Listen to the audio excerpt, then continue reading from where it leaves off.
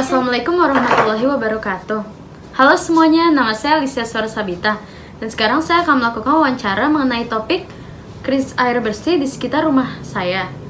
Nah, di sini saya akan mewawancarai salah satu dari keluarga saya, yaitu Kak Lia. Ayo sini Kak Lia. Halo. Nah, langsung aja ya saya tanya Kak Lianya. Kak Lia, pernah nggak sih Kak ada krisis air bersih di sekitar rumah kita? Setauku sih nggak pernah ada ya sampai sekarang.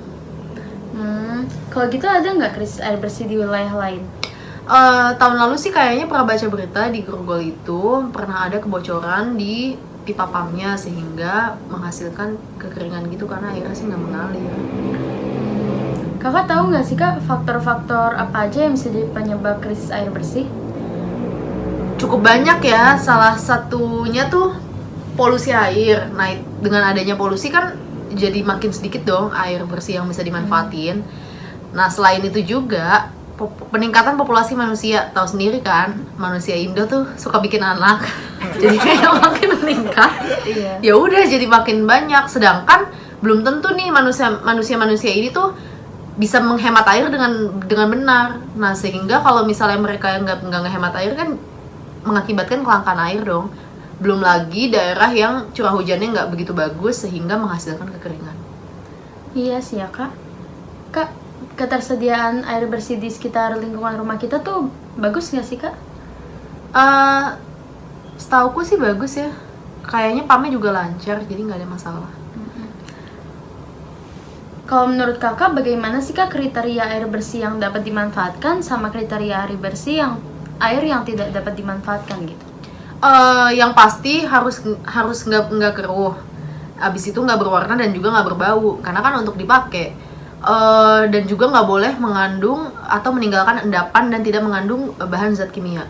Kalau yang nggak bisa digunain udah pasti kebalikannya dong, yaitu berbau, berwarna, meninggalkan endapan dan juga mengandung bahan kimia. Pemanfaatan air bersih di rumah kita tuh digunain buat apa aja ya Kak? Ya untuk minum, mandi, kebutuhan sehari-hari, mencuci, menyiram tanaman, ya seperti itulah. Kak, kalau Kakak sendiri pernah nggak sih Kak melakukan upaya penghematan air bersih? Pernah. Contohnya bagaimana aja ya Kak?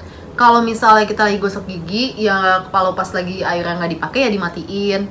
Atau lagi cuci tangan juga airnya dimatiin pas lagi nggak dipakai. Ya dari hal-hal kecil kayak gitu aja kan udah pasti bisa menghemat air banyak dong.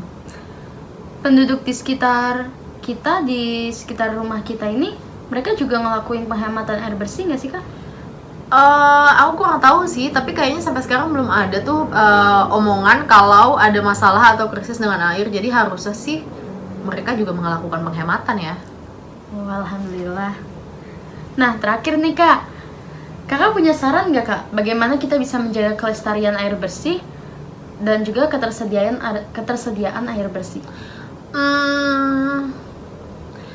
Yang pasti dengan melakukan penghematan itu pertamanya, karena kan air ini esensial ya, dibutuhin sama setiap makhluk hidup. Jadi ya kalau misalnya nggak dipakai, kalau bisa dimatiin.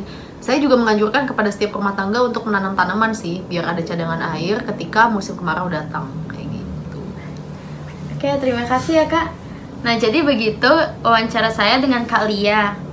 Nah, kesimpulan yang bisa kita dapat nih semuanya, jadi krisis air tuh bisa terjadi aja dari banyak hal penyebabnya, seperti polusi air tadi, terus populasi yang meningkat banyak, sama kekeringan akibat kemarau yang berkepanjangan. Nah, tapi kita juga bisa melakukan hal-hal kecil untuk mencegahnya, seperti melakukan upaya penghematan air di rumah setiap hari, dan juga nanam tanaman-tanaman di sekitar rumah kita agar ada cadangan air di tanaman-tanaman tersebut. Nah, kalau gitu nih guys, sebelum diakhiri, kan ini lagi pandemi COVID ya. Saya dan kakak menganjurkan kalau misalnya kita mau keluar rumah, selalu dipakai maskernya. Iya. Terima kasih, bye-bye. Bye.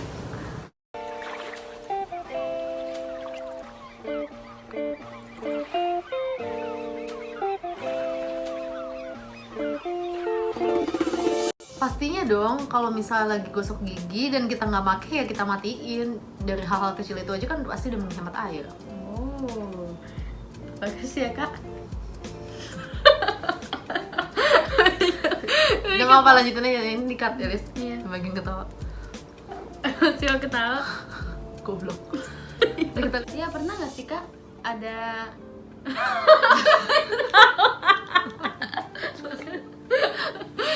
Lu bayangin